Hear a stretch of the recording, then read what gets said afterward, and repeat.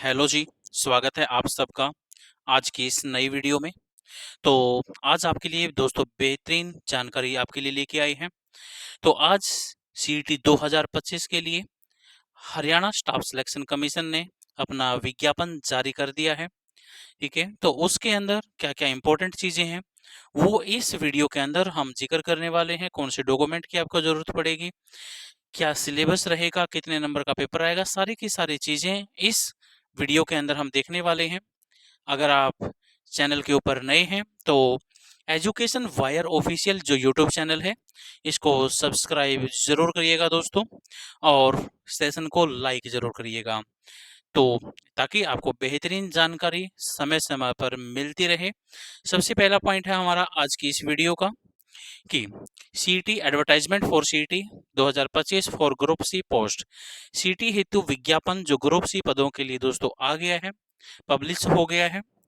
तो सबसे पहले अगर हम यहाँ पे देखें कि इम्पोर्टेंट डेट क्या है, इम्पोर्टेंट जो डेट है यहाँ पर क्या क्या रहेंगी, यानी ये जो एडवर्टाइजमेंट है कब पब्लिश हुई है, डेट ऑफ पब्लिकेशन वो है दोस्तों 26/5/2025 को, 26/5/2025 को, यानी ये नोटिफिकेशन आया है।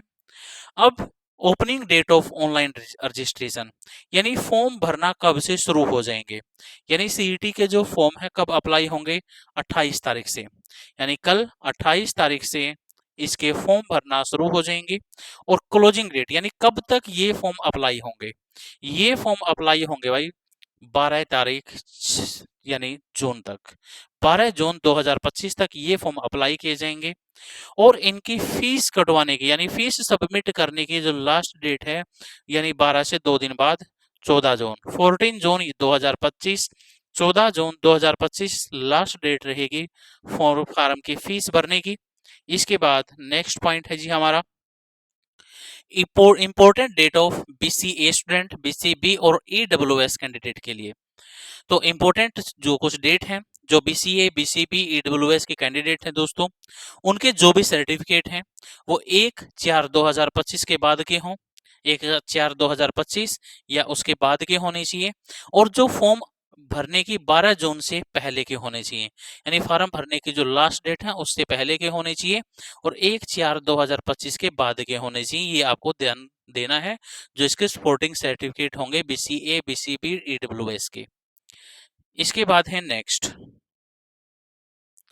नेक्स्ट है मिनिमम एसेंशियल क्वालिफिकेशन, यानी न्यूनतम आवश्यक योग्यता क्या है इस फॉर्म को भरने के लिए। भाई देखो, ग्रुप सी के पदों के लिए सीईटी में उपस्थित होने के लिए पात्रता के लिए न्यूनतम कम से कम 12वीं पास होना जरूरी है, या मैट्रिक जो 10वीं है अतिरिक्त योग्यता के साथ हो। ठीक है ना, यानी जो ग्रुप सी की पोस्ट है वो लगभग सभी की सभी किस में है, +2 के अंदर है। इसके बाद है नेक्स्ट, परीक्षा के लिए मानदंड क्या क्या है। तो देखो भाई, जो प्रश्न पत्र होगा, जो क्वेश्चन पेपर होगा वो यानी 12th बेस पे होगा, यानी और इसमें हिंदी और जो अंग्रेजी है ना ये 10वीं बेस के रहेंगे। बाकी सारे के सारे सब्जेक्ट जितने भी आएंगे वो 12वीं बेस के रहेंगे सिलेबस, और जो हिंदी और इंग्लिश को छोड़कर ये 10वीं बेस के रहेंगे। ठीक है, इसके बाद नेक्स्ट, नेक्स्ट है पैटर्न क्या रहेगा पेपर का। पेपर का पैटर्न रहेगा भाई 100 क्वेश्चन आएंगे पेपर में, और 100 ही नंबर के होंगे, यानी एक क्वेश्चन 1 नंबर का। और इसको करने के लिए आपको टाइम मिलेगा कितना, इसको करने के लिए टाइम मिलेगा 1 घंटा 45 मिनट। ठीक है, इसके बाद नेक्स्ट है, यानी कम से कम आपको कितने नंबर लेने हैं। अगर कोई बच्चा जनरल कैटेगरी का है, अगर कोई बच्चा जनरल कैटेगरी का है तो उसको कम से कम 50% यानी 50 नंबर लेने पड़ेंगे भाई। अगर वो किसी भी रिजर्व कैटेगरी का है तो उसको लेने हैं कम से कम 40 नंबर, ये ध्यान रखना है। इसके बाद एज कितनी होनी चाहिए, देखो भाई, तो एज होनी चाहिए कम से कम 18 साल।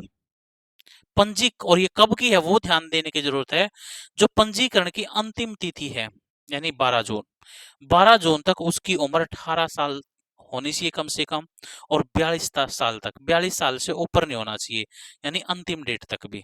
ठीक है ना, 18 से 42 साल के बीच में होनी चाहिए। अगर कोई रिजर्व कैटेगरी का बच्चा है तो उसके लिए अलग से रिलैक्सेशन है एज के अंदर। नेक्स्ट, नेक्स्ट है कौन कौन से डॉक्यूमेंट अपलोड करने हैं जो जरूरी हैं। जनरल कैटेगरी की सबसे पहले हम बात कर रहे हैं।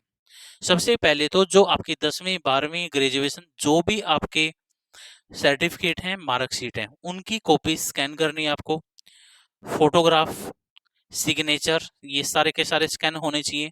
आधार कार्ड स्कैन होगा। इसके बाद जो पीपीपी है, अगर आपके पास है परिवार पहचान पत्र यानी फैमिली आईडी, उसकी जरूरत पड़ेगी। अगर नहीं है तो भी काम चल जाएगा लेकिन फीस एक्स्ट्रा लगेगी। और एक अंडरटेकिंग एज पर अनेक्जर 7 दे रखा है, यानी लास्ट में फॉर्म जब आपकी एडवर्टाइजमेंट है ना उसमें एक अनेक्जर एक परफॉर्मा दे रखा है, वो भर के आपको अपलोड करना है जब आप फॉर्म अप्लाई करोगे। इसके बाद है नेक्स्ट, जो डीएससी कैंडिडेट हैं अदर शेड्यूल्ड कास्ट ओएससी, इन कैंडिडेट के लिए कौन कौन से डॉक्यूमेंट की जरूरत है। तो देखो इनके लिए कौन कौन सी है। एक तो एजुकेशन से रिलेटेड जितने भी क्वालिफिकेशन आपके सर्टिफिकेट हैं, यानी आपके 10वीं 12वीं ग्रेजुएशन जो भी आपके मार्कशीट है वो आपके स्कैन होनी चाहिए। फोटोग्राफ होना चाहिए, सिग्नेचर होना चाहिए, आपका आधार कार्ड स्कैन होना चाहिए। और कौन कौन से होंगे जो डीएससी कैंडिडेट हैं उनके लिए स्कैन्ड कॉपी होनी चाहिए, यानी परिवार पहचान पत्र आपका होना चाहिए स्कैन हुआ। अगर है तो हरियाणा बोनाफाइड रेजिडेंट सर्टिफिकेट आपके पास होना चाहिए। इसके बाद जो आपका सर्टिफिकेट होना चाहिए scanned copy of SC certificate of Haryana as per government instruction issue vide number, ये आपको दे रखा है। डेट दे रखी है 13/11/2024। एनी अदर रिजर्वेशन सर्टिफिकेट अगर आपके पास हैं तो वो आपको अपलोड करने हैं। और ये आपको एक परफॉर्मा है एडवर्टाइज में, आपकी जो एडवर्टाइजमेंट है उसमें उसको भर के आपको अपलोड करना है। जब फॉर्म भरोगे तो ऑप्शन आएगा एनेक्सर 7 का।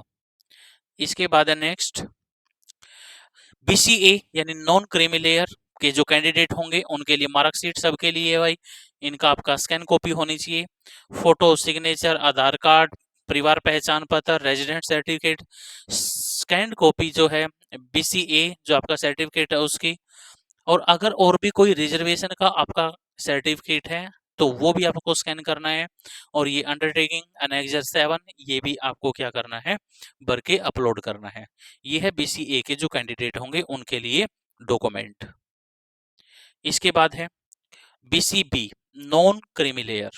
ठीक है, इसके लिए पहले तो आपकी एजुकेशनल जो भी क्वालिफिकेशन है उसकी मार्कशीट होंगी, फोटोग्राफ, सिग्नेचर होंगे, आधार कार्ड स्कैन होना चाहिए भाई, परिवार पहचान पत्र स्कैन होना चाहिए।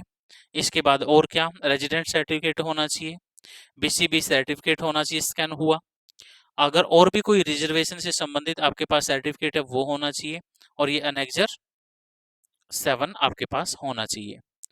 और कौन से और क्या डिटेल इसमें रहती है। इसके बाद है ईडब्ल्यूएस इकोनॉमिकली वीकर सेक्शन दोस्तों, इसके जो भी कैंडिडेट होंगे सभी की सभी मार्कशीट आपकी स्कैन होनी चाहिए, आपके फोटोग्राफ स्कैन होना चाहिए, आपके साइन स्कैन होने चाहिए, आधार कार्ड स्कैन होना चाहिए, परिवार पहचान पत्र स्कैन होना चाहिए, रेजिडेंट सर्टिफिकेट आपका स्कैन होना चाहिए। ईडब्ल्यूएस आपका स्कैन सर्टिफिकेट जो है इश्यू होना चाहिए कब का, 1/4/2025 के बाद का। ठीक है, इसके बाद अदर रिजर्वेशन सर्टिफिकेट अगर आपके पास कोई भी है वो होना चाहिए। अनेक्सर 7 आपको अपलोड करना है। नेक्स्ट, जो सिलेबस है सीईटी का वो क्या रहेगा। जो आपका सिलेबस है सीईटी का दोस्तों, इसमें 75% जो क्वेश्चन है ना वो आपके जनरल अवेयरनेस के रहेंगे, यानी 75 क्वेश्चन के अंदर general awareness, reasoning, quantitative ability, English, Hindi, ये ग्रुप सी के लिए हम बात कर रहे हैं। और 25% के अंदर यानी 25 क्वेश्चन आपके हरियाणा के रहेंगे, 25 क्वेश्चन रहेंगे हरियाणा के। ठीक है, 75 के अंदर सारे के सारे सब्जेक्ट और 25 के अंदर हरियाणा जी के। नेक्स्ट है कि देखो भाई फीस कितनी लगेगी, वो सबसे पहली बात है। फीस लगेगी भाई 1000 रुपये। अगर कोई भी कैंडिडेट रजिस्ट्रेशन करवाता है उसकी फीस है 1000 रुपये, लेकिन उसमें कुछ छूट है।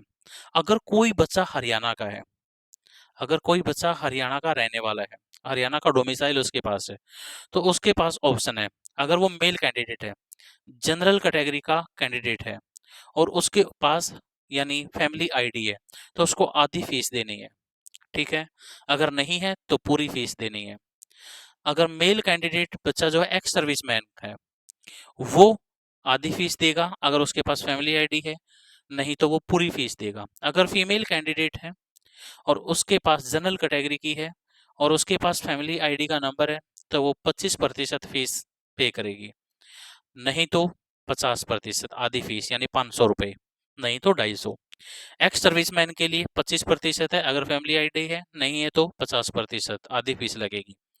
तो डिजेबल जो पर्सन है उनके लिए अगर फैमिली आईडी है तो 25%, नहीं तो आधी फीस है। ठीक है, अगर कोई भी कैंडिडेट जो schedule caste, backward class, economically weaker class जैसे ईडब्ल्यूएस हो गया, तो इसकी जो फीस है वो रहेगी 25%। अगर आपके पास फैमिली आईडी है, नहीं है तो 500 रुपये। अगर कोई बंदा हरियाणा का नहीं रहने वाला है, उसके पास आधार कार्ड होना चाहिए, तो फीस लगेगी 50% आधी मेल कैंडिडेट की। Ex serviceman, children of ex serviceman है तो आधी फीस लगेगी नहीं। और अगर आधार कार्ड नहीं है, तो आधार कार्ड का नंबर आप नहीं देते हो, तो पूरी फीस लगेगी। जो फीमेल जनरल कैटेगरी है, अगर आधार कार्ड देते हो, हरियाणा से बाहर के हो, तो आधी फीस। अगर आधार कार्ड नंबर नहीं है तो पूरी फीस। एक्स सर्विसमैन आधी फीस, अगर आधार कार्ड नहीं है तो पूरी फीस। अगर डिजेबल जो पर्सन है, आधार कार्ड है, बाहर का है, और तो आधी फीस, नहीं तो पूरी फीस। अगर कोई भी शेड्यूल्ड क्लास का है, बैकवर्ड क्लास, ईडब्ल्यूएस से रिलेटेड है, तो अगर वो आधार कार्ड उसके पास है तो आधी फीस, नहीं है तो पूरी फीस इसमें लगने वाली है। ये दोस्तों पूरी की पूरी फीस का स्ट्रक्चर है।